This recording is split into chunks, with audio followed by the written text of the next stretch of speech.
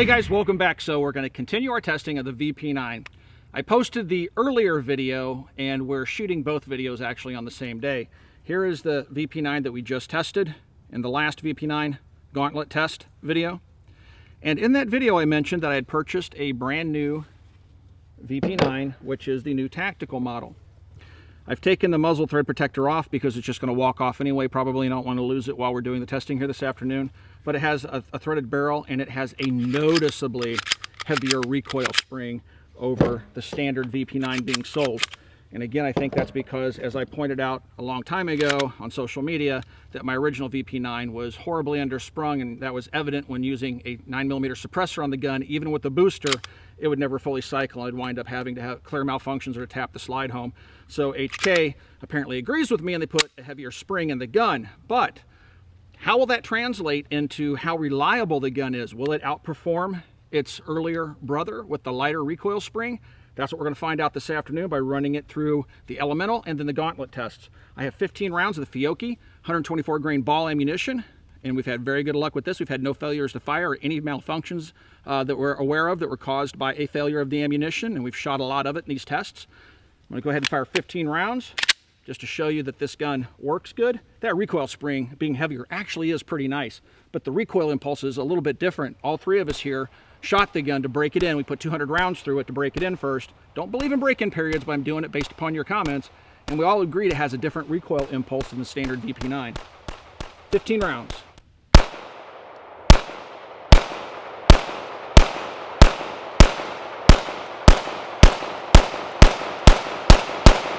All right. And what we all agree on is it has a more brisk recoil impulse, even though it has a heavier spring. Not sure I can explain that. All right, so gun's working. First test is just the basic elements test. 10 rounds of Fiocchi ammo. Go ahead and make the gun ready, and I'm just going to lay it in the water until the bubbles stop coming out. Regular tap water, right? Yeah, this is just tap water, guys. Just tap water. This isn't creek water. Here we go. 10 rounds.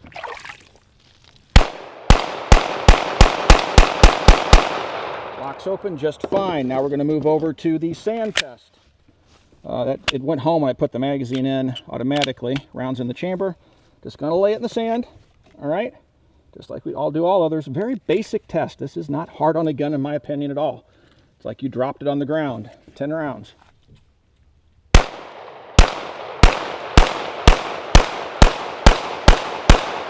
Worked just fine. Clean the gun off. Get a little bit of water. Try to get whatever debris that may have made its way into the gun out. Grab another 10 rounds. And now we're going to lay it in the dirt and do the same thing. Just push her down. You can see that the guns aren't getting all that dirty. Okay, just like you dropped it, maybe fell on it in a gunfight. 10 rounds. And a failure to go into battery. We saw this with the other one. Okay, I am unable to get the round to go into battery, so I'm going to do remedial action.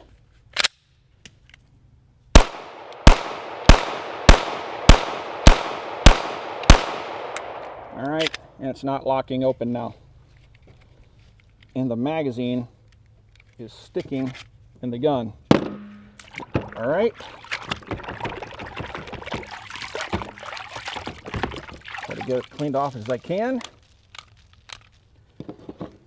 And now the final elemental test is the mud. Gun's made ready. I'm just going to lay it in the mud, push it down a little bit, turn it over and push it down in the mud on the other side. And 10 rounds.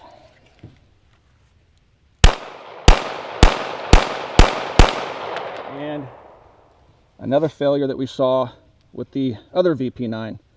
All right, I will attempt remedial action. And it failed again. I got a full stroke. And the gun has a hard malfunction. Magazine is sticking in the gun.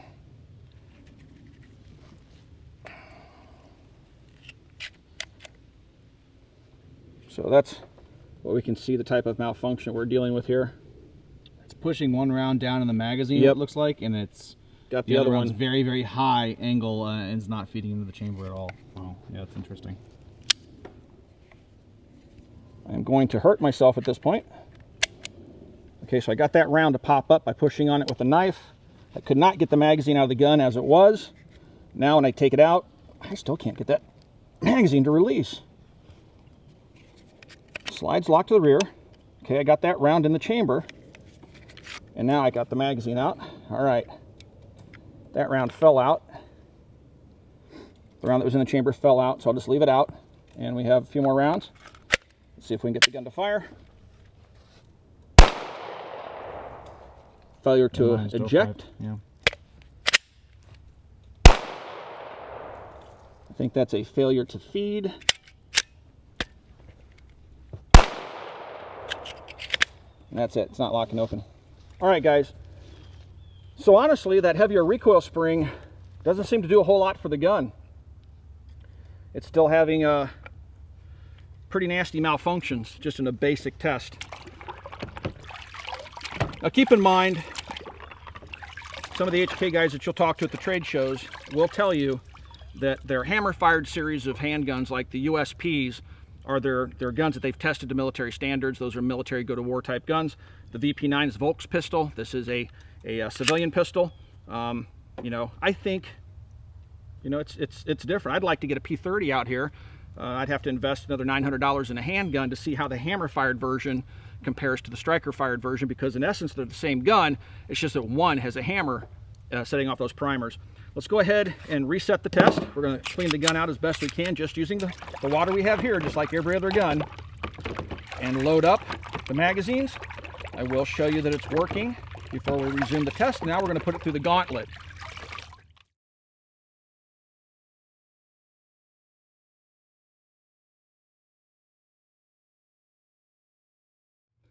All right, guys, the moment of truth for the VP9 Tactical. I'm going to go ahead and fire 10 rounds to confirm function. Interesting. My other VP9 never did that. Just see the magazine's causing it to go home, but we do have a round in the chamber. We're going to fire 10 rounds to confirm function, then straight to the gauntlet.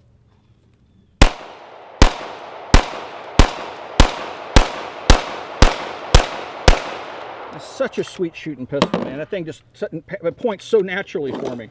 All right, guys. Gauntlet means we go from water to sand to dirt to mud with no cleaning cycle in between. Gun's ready, 10 rounds loaded. Wait till the bubbles stop. Straight out of the water, 10 rounds.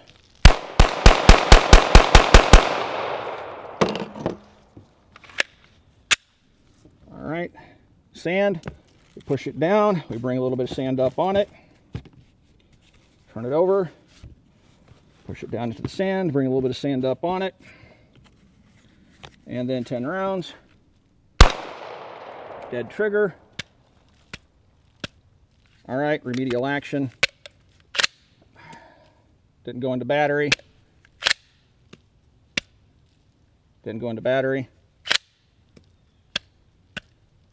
And, well, I cannot. Yep. Now I can't get the gun to open. Yeah.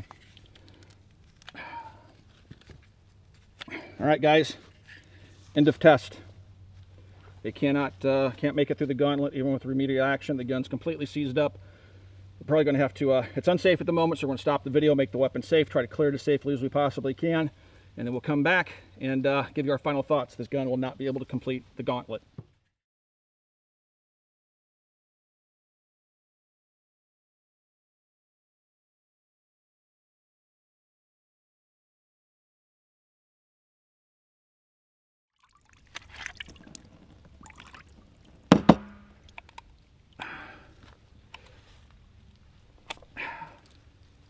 Try again.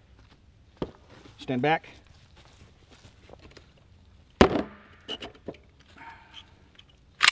All right. That's the same thing that happened to the SIG Legion. Wow. I mean, I really ripped the beep! I just ripped the hell out of my hands trying to get that thing to open. I'm curious now that we got it open. Slosh it around a little bit. I don't have enough. My hand's like cheese grated.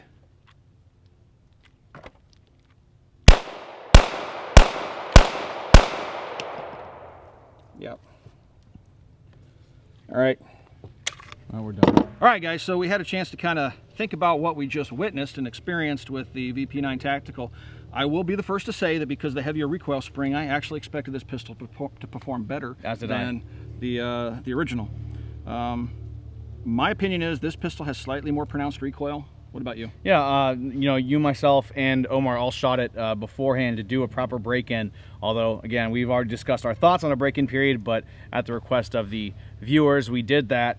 And I was the first one to comment on it, and then everyone concurred that there is a more brisk or stout, were the words we were using, more not snappy, but more forceful recoil. Yeah, you can feel it. It has definitely a different, perhaps a little bit more abrupt recoil than its earlier brother. I feel like we're a foodie now. We're discussing the aroma and texture and flavor. Slight walnut chestnut flavor with a slight swirl. I know, right? I don't even drink, guys. So anyway, we both expected this gun to do a lot better than it did. Matter of fact, it did far worse. It couldn't make it through the gauntlet.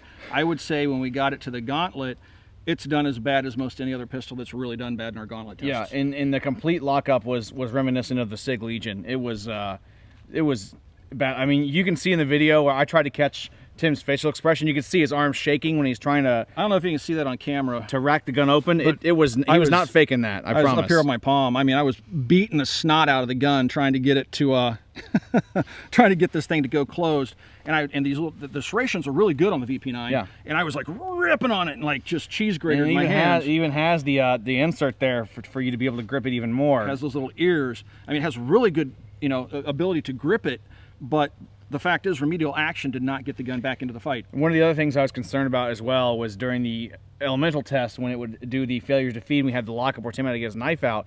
And I was explaining it, while I was running the camera, was the high angle of the failure to feed. The round was very high, pointed up into the feed ramp in the chamber, and it was pushing the nose of the round and the magazine below it down. Locked the gun up. And once Tim poked the rear of the round of the magazine down, it flattened out. The round kind of fed right in. Right. But that was, that's not something you can tap rack or even remove the magazine. The gun was out of the fight. Yeah, he couldn't even remove the magazine at that point. No, so. I had to get out a tool to get. I couldn't run every time I tried to run the slide, it would just make the malfunction worse. The only thing I could do was to get out a tool and try to poke that round, get that other round to pop out.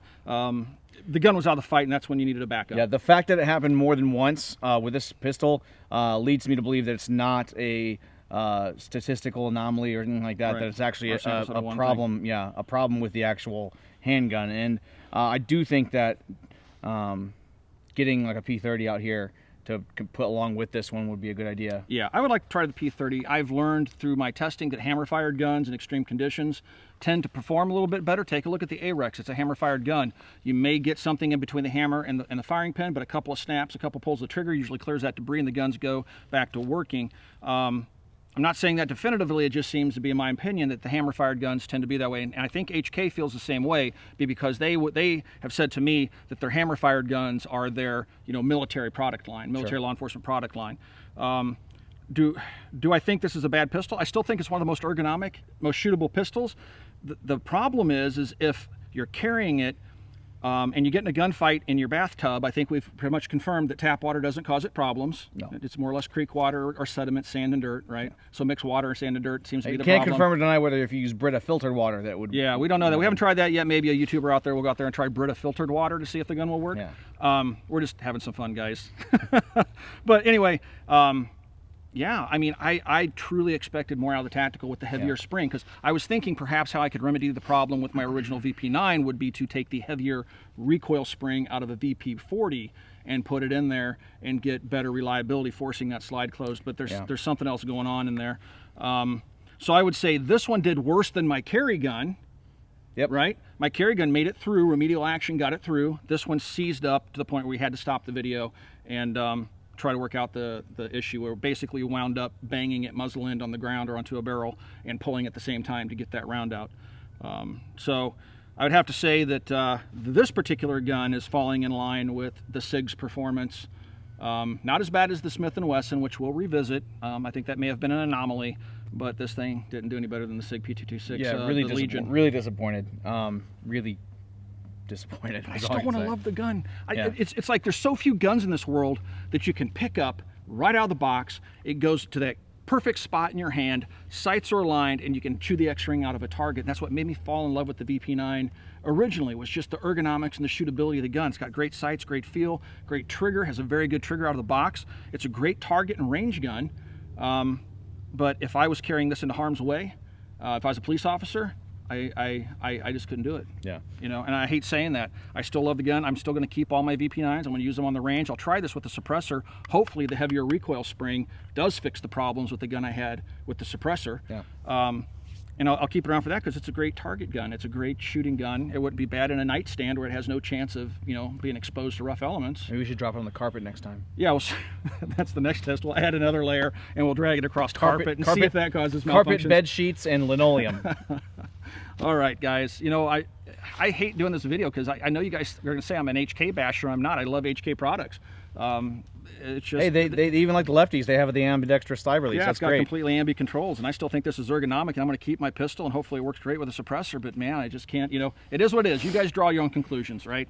That's where I want to leave it. I'm not going to tell you to go out and buy a handgun or to sell or not to buy a handgun based upon anything you see in these videos, guys. This is as scientific as we can make it, but it's still for entertainment purposes. Yep. Okay, this don't live or die by these tests. But I think it's actually a pretty good indicator of how a gun may perform in semi-adverse conditions. Yeah.